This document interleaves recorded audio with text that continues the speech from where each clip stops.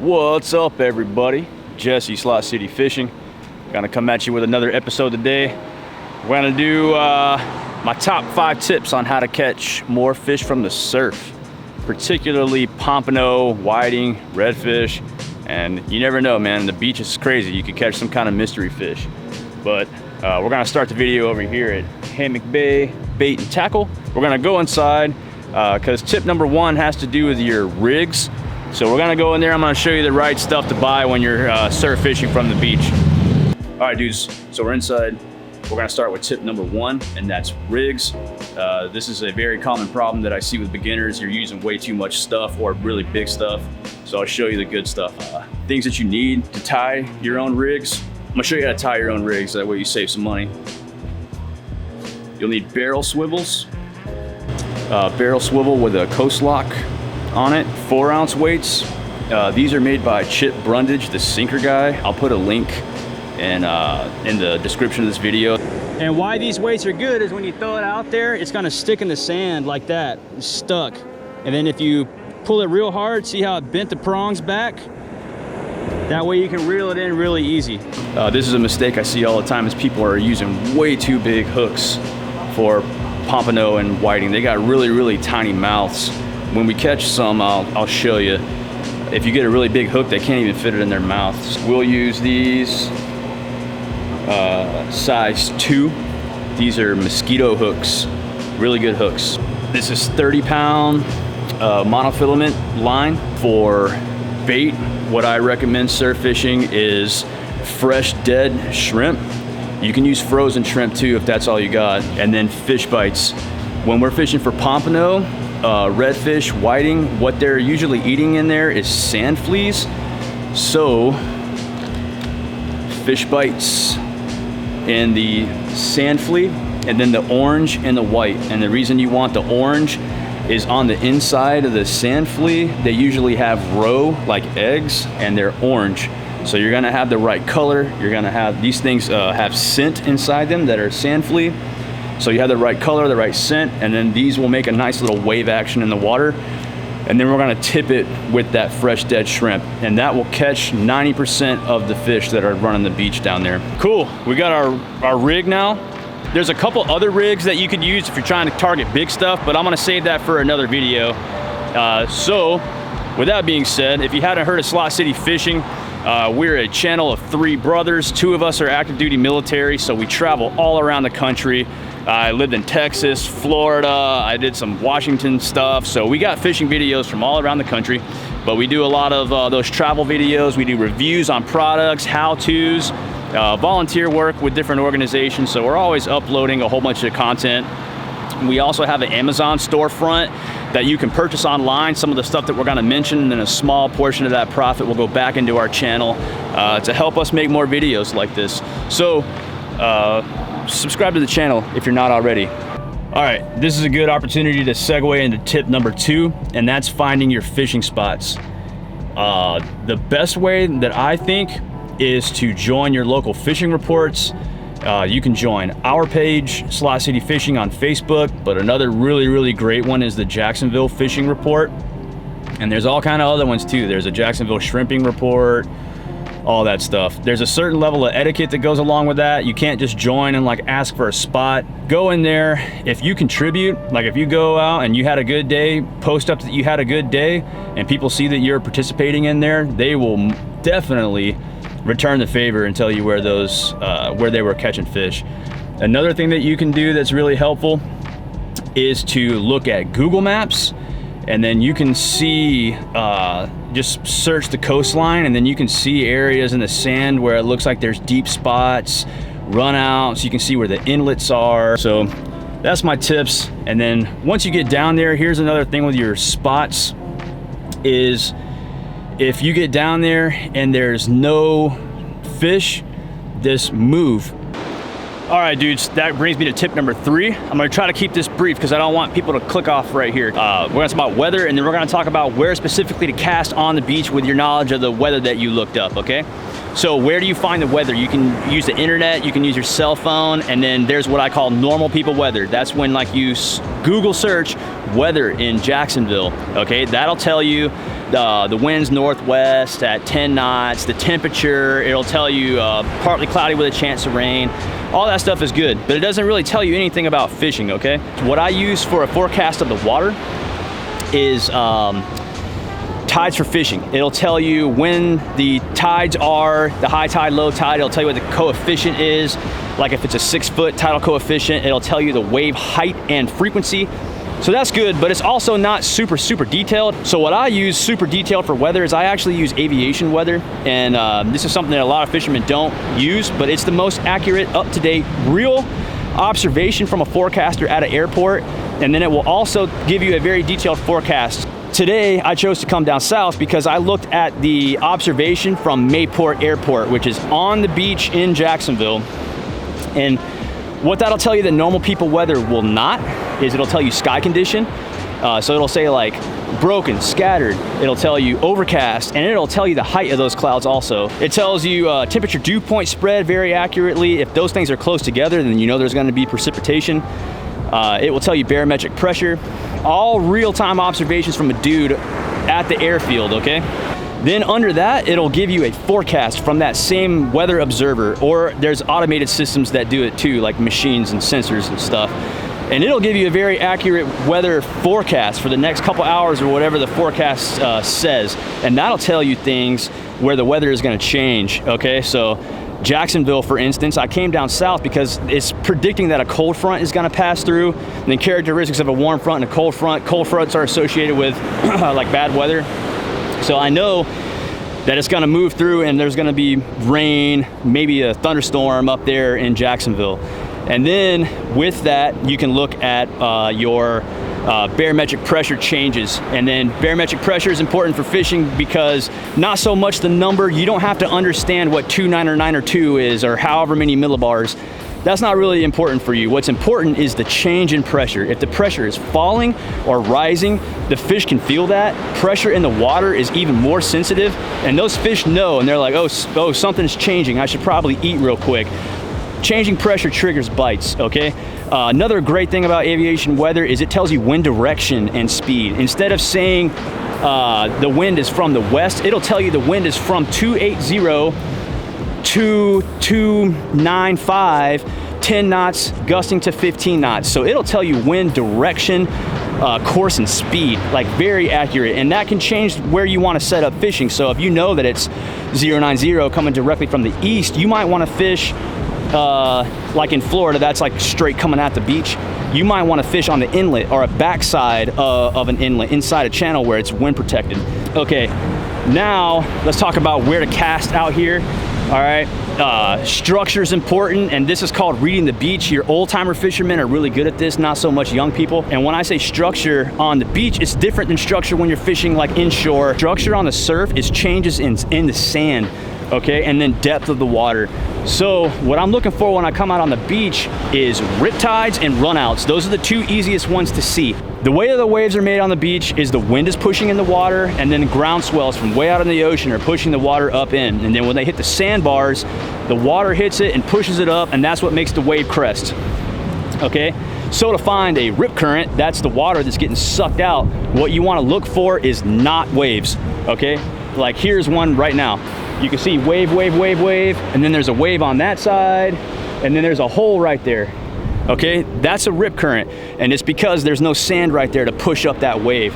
Okay, moving water is really important. So that rip current is sucking out the water, and then a run out is on either side of that rip current. As the water is moving out, it's making a low pressure that's sucking the water parallel to the beach on both sides. Here's the rip, it's sucking the water this way, and it's sucking the water this way out. And then on the back side of that cresting wave, because the wave's hitting the sandbar and pushing it up, there's a hole on the back side of that wave. So cast on the back side of the wave on either side of a rip current, and then you're inside the run out. And the fish are moving back and forth. All the little critters that they're eating are moving inside that moving water out to the rip current. Okay, number 3 was a long one. Now I'll get into tip number 4. That's your setups, okay? Like your rods, reels, your sand spikes, your beach cart, all that stuff. The most important thing for me is how easy it is to use and how fast I can get set up, because you gotta move a lot. I talked about it earlier. If you're in a spot, we haven't started fishing yet, but if I start catching hardheads or if I'm not catching anything, I'm gonna pack up my stuff real quick and move.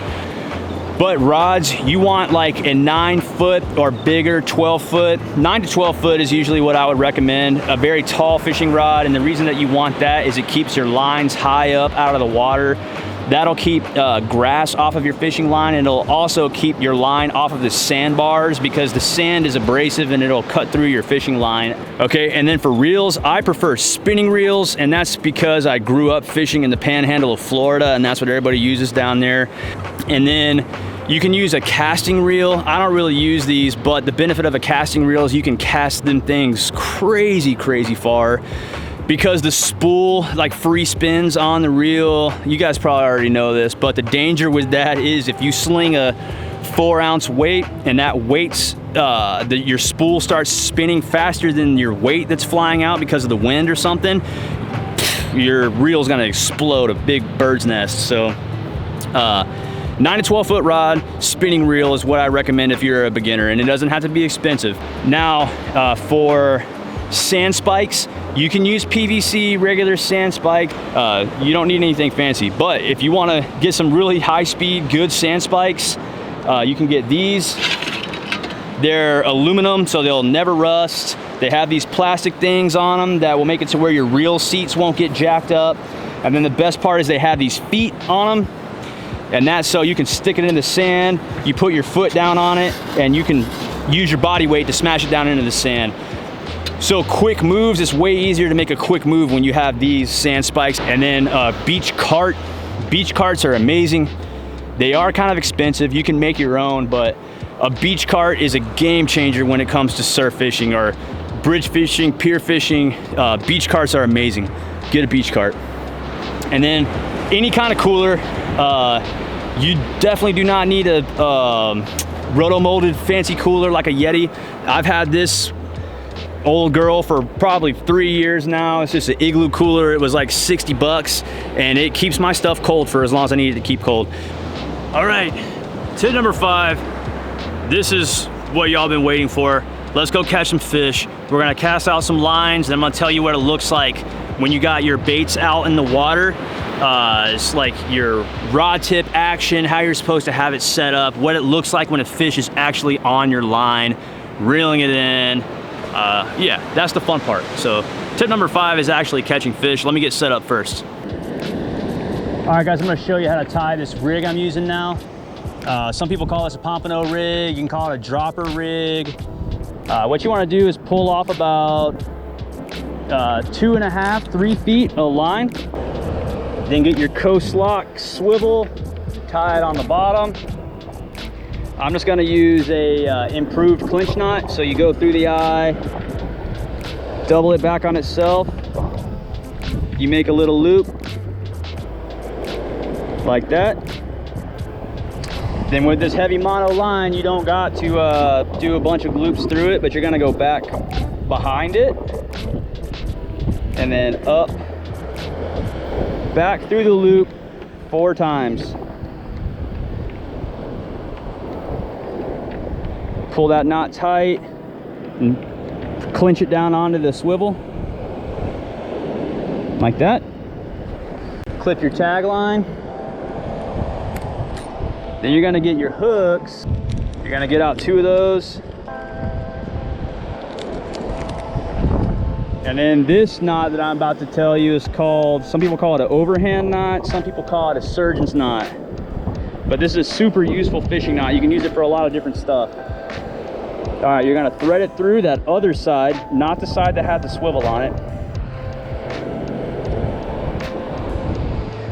Pull it down to where it's about 10 inches off the bottom. Here's your swivel that you just tied on, so about 10 inches. It's through the eye. Grab both sides of it, just make a loop, put the hook through it, and pull, and then do that same knot again. And then that's gonna dangle that hook like that 6 inches off the bottom. See, do that again.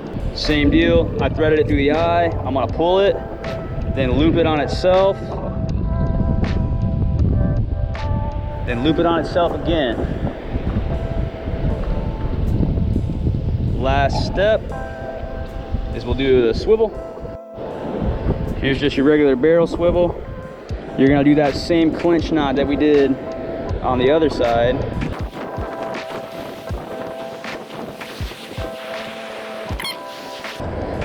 All right, this will tie onto your main line off your reel. Then you have 1 hook, 2 hook. Then you got your snap swivel. We're gonna put the weight on this. Here's another sinker guy weight.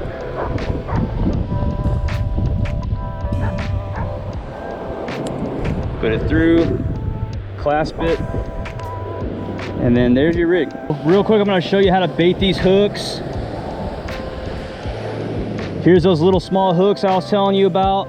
A lot of people put way too much stuff on their hooks. That's all you need on your fish bites, is that little tiny little piece. Because those whiting and pompano, they have little tiny mouths, okay? Then you wanna get your shrimp. This is something else I see people doing that's wrong, is you only need a little tiny little bit of shrimp, like that much. Just a little bit, that's it. Then we'll put this on our hook along with our fish bite. And the fish bites are good because this shrimp is gonna get ate really, really fast. But you got the color of the sand flea, like I was telling you about, that sand flea scent. So if they're keyed in on sand flea and not shrimp, they're still gonna hit this. And then this has that mesh in it, and this will not come off this hook, and the net will not come off the hook. But you can keep fishing with just the fish bite. All right, dude, so now you got your rod and the sand spike. We're all baited up, good to go. Now I'm gonna tell you what you need to do when your rods are in the water. You got it in the spike. You wanna reel it in to where there's a slight bend in that rod. It's gonna tell you that the line is out there and still snug on the bottom, okay? 2 things are gonna happen if you hook up on a fish. One of them is that rod tip is gonna start going crazy, and it's gonna be super obvious that there's a fish on there. It'll bend, wiggle, you know you got a fish. The other way that you know that you got a fish is if that rod stands straight up and the line goes slack.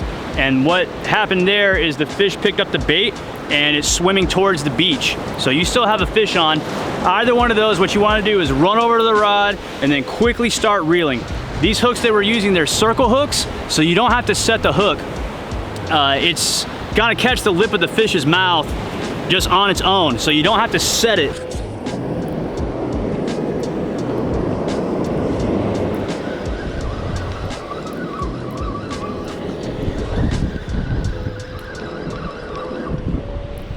Bigger fish.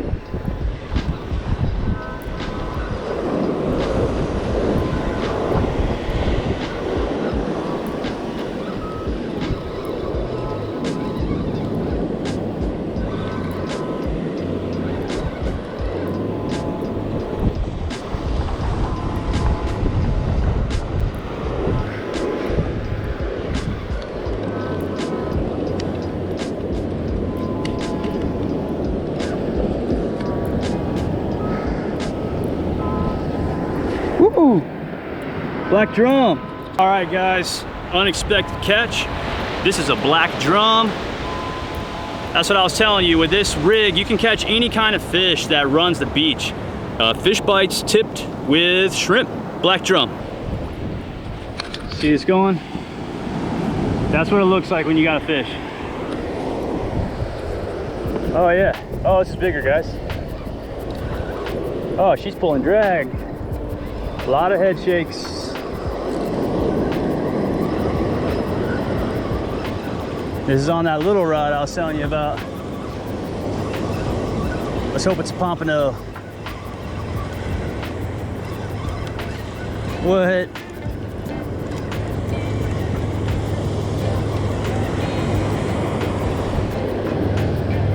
We got double whitings. All right, doubled up on whiting on that one. That was on that super light rod, very close up, so you don't gotta have expensive stuff.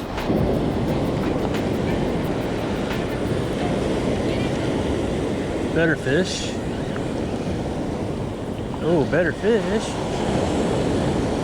Better fish. Still small. He might have been riding that wave. Be something cool. Kind of sensing catfish.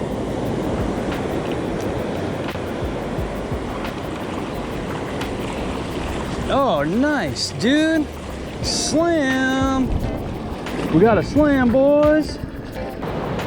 All right, guys. Fat trout. Barely hooked. But that was on a shrimp fish bite. I'm pretty sure this guy's a keeper. Let's measure him really quick. All right, this is a legal trout. He's 15 inches, but he's like right on it. And there's no need to keep every single fish that you catch. So we're gonna let this guy go. Oh, yes. Oh, yeah. Bigger. You better not come off.